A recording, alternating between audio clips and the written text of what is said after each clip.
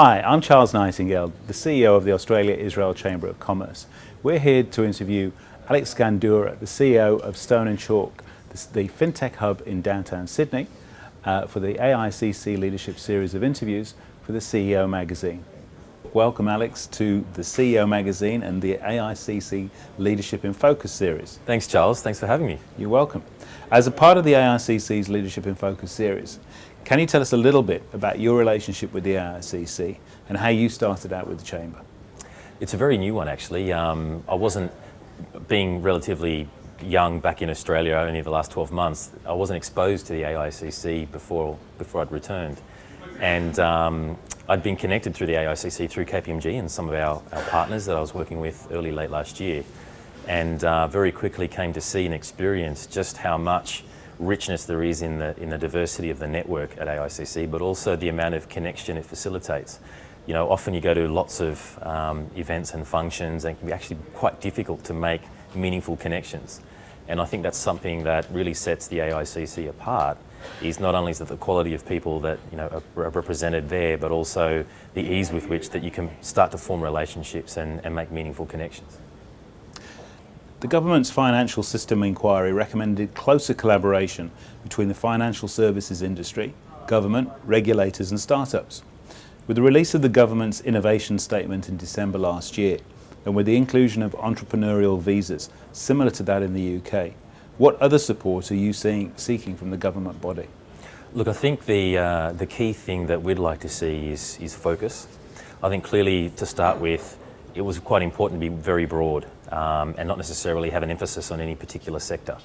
But increasingly, what we'd like to encourage the government to do is to think about some sectors that are strategic, both in terms of the role and significance within the economy today, but also, and perhaps even more importantly in the context of the innovation statement, is those that they consider to be, and I think many others consider to be, quite important to the future composition of our economy moving forward. Today you've partnered with some big names in fintech, including ANZ, KPMG, Macquarie and Optus. Why are corporate partnerships so vital in the Stone & Chalk business model? So our business model is quite different to many others. We focus on collaboration and partnership and the power that brings in terms of being able to support the acceleration of scaling startups. It's quite difficult to start a company. It's even harder to successfully scale one. And what we're seeing here in Australia, like many other markets around the world, is, if you just take one example, which is financial services. Now, we have a very digitally advanced financial services industry here in Australia. It's 10% of GDP. It's extremely strong. But with that brings a small number of very strong financial institutions like the big four banks, as we refer to them here.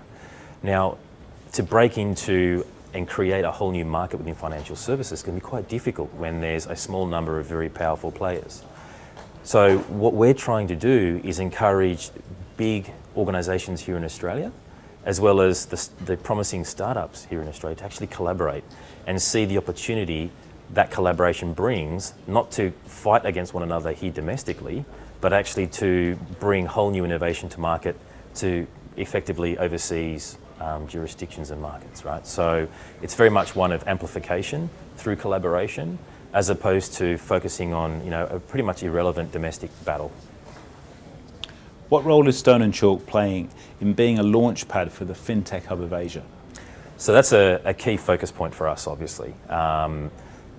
When we think about the US, when we think about Europe and the role that London has had there most recently, that's something that we're trying to emulate here within the Asian region.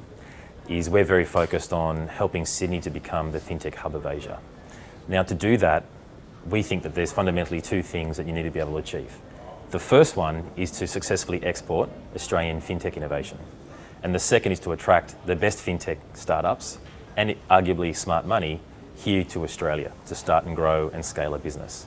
So we're embarking on an ambitious program called Fintech Asia, where we're looking to partner with really smart and enlightened organisations and government agencies that will help Australian fintech startups export across 5 Asian cities: Singapore, Hong Kong, Shanghai, Tokyo and Seoul, with an increased focus around Southeast Asia and India as time moves forward. But also importantly, try and match them towards commercial outcomes. everything that we do is focused around commercial outcomes for the fintech startup ventures. That's what's going to start to shift the needle, and giving them exposure to high net worth individuals that are potentially fantastic candidates as angel investors, but likewise to corporate organisations in those markets that could potentially be the key groundbreaking customer relationship they need to really enter a new market with strength. So it's just one example of some of the key things we're looking to achieve. But not only that, we see Australia as a fantastic stepping stone for an Asian startup to test a new proposition in a Western market, and then see us as the first step to entering potentially the US or even, say, the UK into the European markets. So there's a really nice opportunity here for Sydney and Australia in terms of the two-way movement of capital and fintech talent. And why do you think the federal government is looking at Israel as the place to learn from the best? I think Israel quite clearly has a very strong position across multiple dimensions. But the one thing that I think sets Israel apart is that over time they've succeeded to inculcate innovation and entrepreneurship in their DNA. Right? When we think about the US, we naturally generalize through our lens of the Silicon Valley phenomena, right? But Silicon Valley is only one part of California, which is one of 50 states. Whereas in Israel, it just feels like the whole country at times is like a Silicon Valley. And I think it's no doubt a product of necessity geopolitically, but also perhaps a bit more of a cultural dynamic in that Israel is doing an exceptional job and punching way above its weight in terms of innovation and entrepreneurship in particular verticals. And I think most recently that started to manifest itself in areas like cybersecurity, where arguably they've very quickly become the world's leading hub of cybersecurity innovation. And we're seeing quite a lot of international firms locating some of their R&D centres, for example, across various locations in Israel. So I think there's a phenomenal amount that we can learn from the Israelis, both in terms of the way they've connected universities and research institutions with startups and also government organisations. I was blown away where, having a military background myself, to find out that, the Israeli Defence Force has within itself various incubators, right, for their own staff in coming up with whole new innovations that have a military application. And that's something that, really we can, learn an incredible amount from, particularly when we think about defence, intelligence and the military, but also the private sector and universities. We hear a lot from those with experience about the importance of culture in this dimension.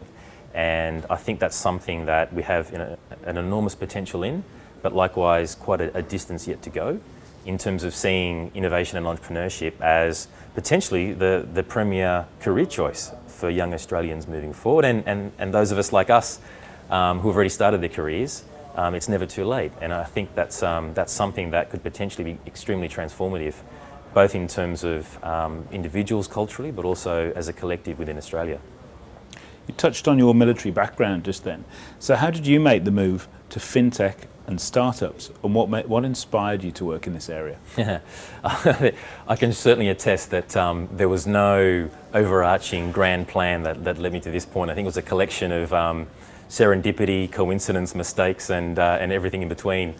I spent 8 years in the military as a recon officer, which was hugely rewarding, and I highly recommend it for every Australian.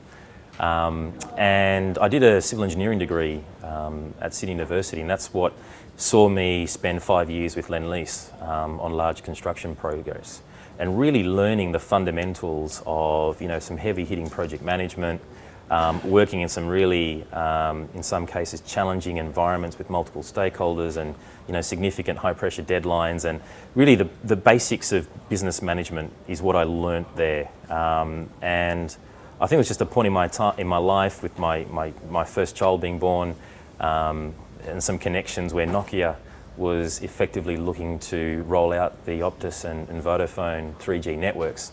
And an opportunity arose to lend some of that skill and expertise that I'd learnt in construction across to a whole new industry. So I spent 7 years with Nokia here in Sydney and then in the Middle East with them. And that gave me my first real introduction in terms of global organisations, global competition. It's an industry that had significant disruption where in the space of about 10 years, there was consolidation from about 10 major telecoms vendors down to about 2 to 3. So brands like Motorola, for example, Alcatel-Lucent, Nortel, Siemens were all synonymous with that industry and fundamentally almost no longer exist. So I learnt, in a way, many hard yards from a competition and an innovation at a global standpoint. And it was at that time, towards the end of my 4 years in Dubai, that I had an opportunity to work with Barclays, an organisation that was really looking to reinvent banking and increasingly seeing that banks themselves were no longer really presenting themselves as the competitors of tomorrow. That in fact, big digital giants, potentially like your Facebooks, your Googles, your Amazons and so forth, were increasingly becoming the competitors of banks of the future. So they were looking to really understand how they could pretty much put banking on its head and really redefine what it meant to be a bank and therefore a customer of a bank. And through that time in the UK, that's where I started to really work in open innovation, working much closely with startups, launching various programs and innovation hubs over there, and really got my feet wet in the fintech space. And luckily they've gone quite well, and now I find myself here back home and at Stone & Chalk. So from your experience as the co-founder of Barclays Bank's Accelerator Programme, what are the key differences you believe between the innovation ecosystem here in Sydney and over in London? I think the main difference in my mind is just the sheer density. What London has key benefit from is, I think, geographic proximity. You know, it's a large city. It was already to a large extent, the undisputed financial services hub in Europe and has been for some time. And that, coupled with the GFC as it rattled various European economies, meant that they were able to attract a lot of the fintech talent towards London, and the government was a key instrument in that success. What I see here in Australia is a depth of talent that is equal to anything I've seen around the world. And that's quite an important and actually a remarkable thing to see for such a small country. Where we are at a disadvantage is our geographic isolation. We're approximately 6.5 hours from Singapore, and even more so from other regional centres like Shanghai and Hong Kong. And I think that acts against us. But back to some other key strengths, what I was fantastically surprised about was we've apparently got the world's 4th largest pool of superannuation. And for a country of 22 million, I mean, that's an outstanding achievement. Something like 1.5 trillion, I believe, at last count.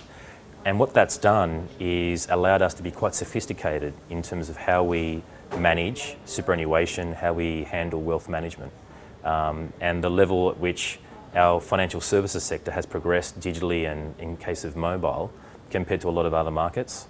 So I think Australia's got quite a lot going for it, particularly also in the context of the Asian region. And the fact that we're in the same time zone, we have various free trade agreements in place. There's, at a structural level, quite a lot of work being done to make trade and business interaction much easier between countries. And I think, coupled with the fact that we've got world-class universities and arguably the best place in the world to live, we can become quite an attractive destination for promising startups and investors to seek opportunities here in Australia to start, grow and scale a business. In establishing Sydney as the APAC hub for fintech, how long do you think it will be until we start to see major disruption and growth in the industry here in Australia? I think we're already starting to see quite a lot of change happen. We've got some really forward-thinking organisations here in Australia. As Australians, I think we like to complain a lot, and I don't think we're alone in that trait. But it's very clear that we've heard various banks opening up partnerships with institutions around the world, in some cases countries around the world, in terms of how they're looking to innovate. We've also had announcements from our stock exchange in terms of how they're looking to potentially explore complete reinvention for themselves in terms of how their model works and how even equity markets work, for that matter. So that journey, I firmly believe, has started here in Australia, and certainly in the last year or so, that there's been quite a lot of talk and support for the creation of Stone & Chalk. I think we've really seen that escalate. Fintech, in the space of 12 months, has gone from a buzzword to actually a topic and a concept that a lot more people understand, that the government now takes seriously.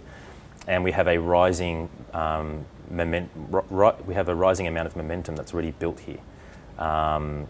We've had some conversations and had approaches from governments in the region, and it's quite clear that there's a lot of focus around fintech, there's a lot of focus around, what could the role of government be in some of these areas. So looking at the fact that we've got today already 22 corporate partners at Stone & Chalk, I think sends a very clear signal that organisations are already starting to engage with the startup community and are realising that they can't do everything themselves in-house, and that given the pace of change and the capital requirements of trying to keep up with all that change, is starting to lend itself much more to partnerships and collaboration and really thinking through how to become startup ready.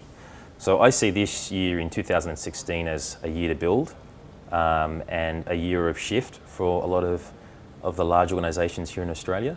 And along with that, the movements by the regulators like ASIC, for example, opening themselves up and really questioning how they can become enablers of innovation, are all leading themselves towards, I think, 2016 being quite a pivotal year for fintech innovation here in Australia.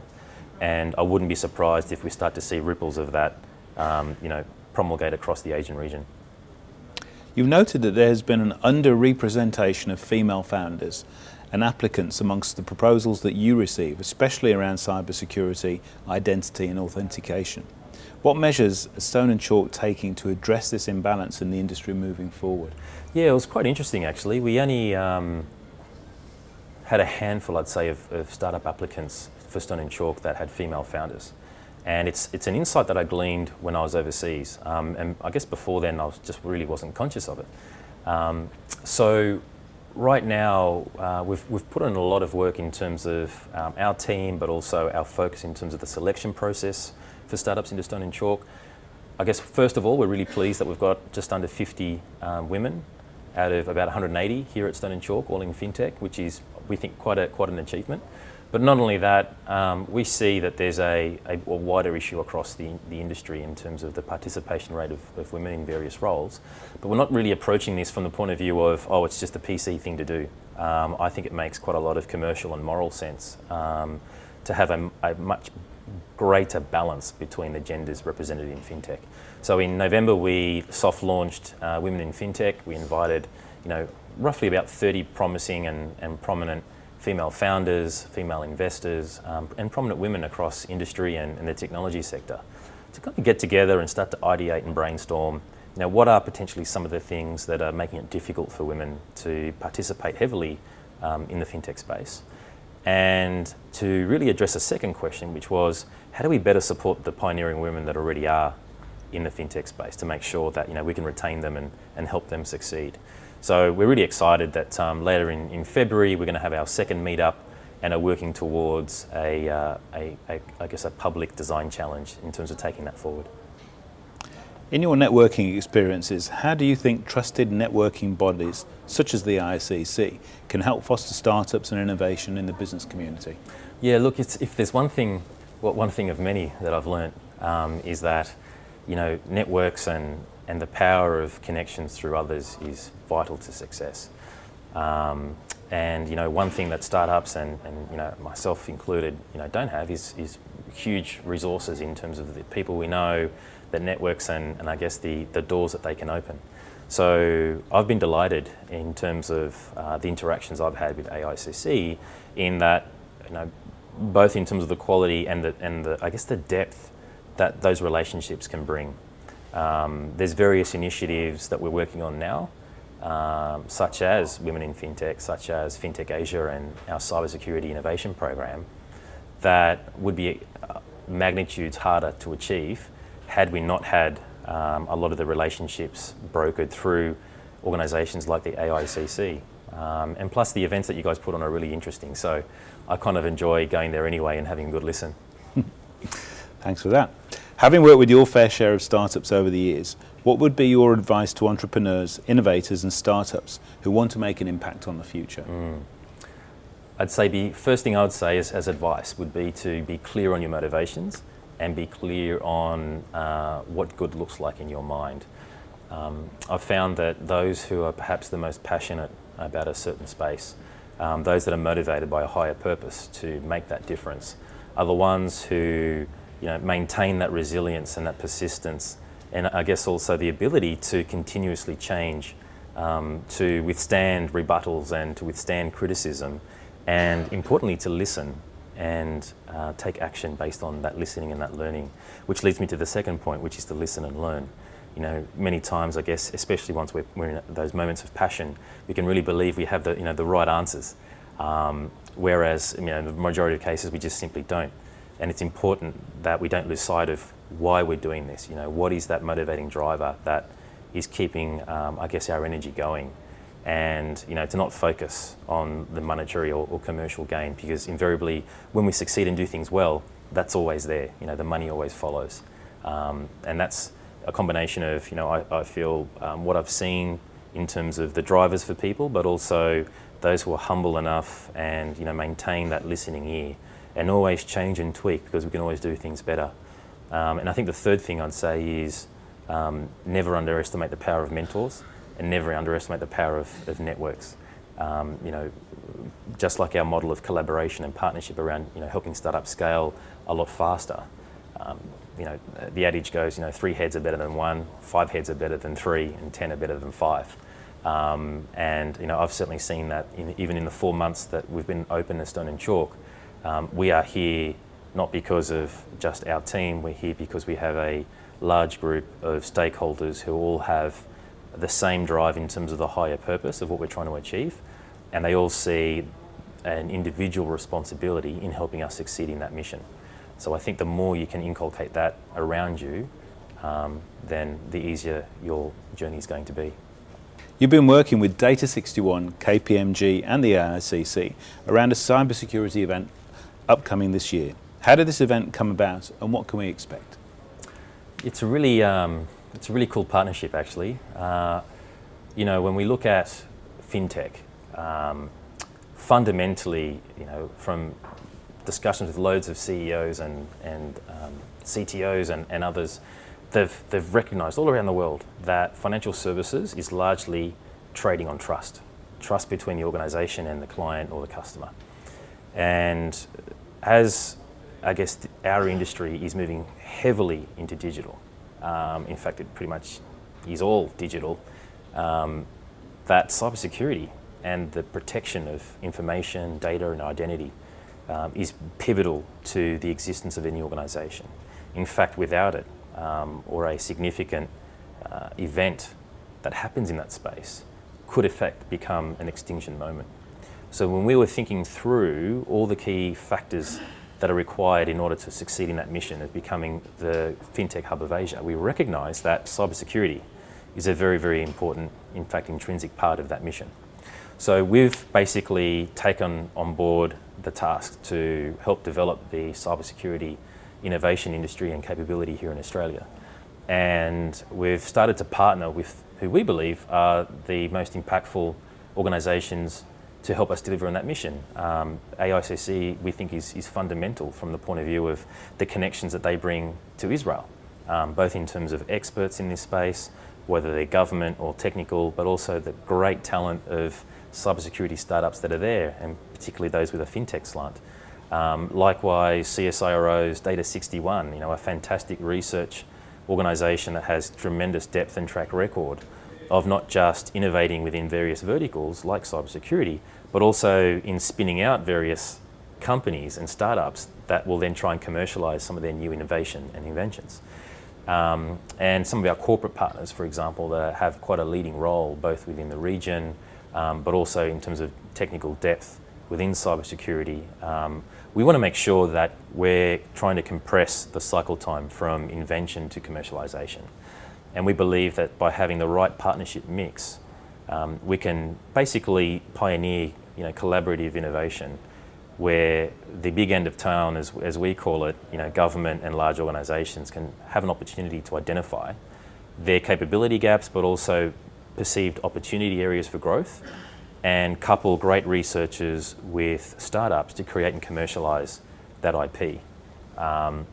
So we're looking to kick that whole program off with a cybersecurity summit in the first half of this year.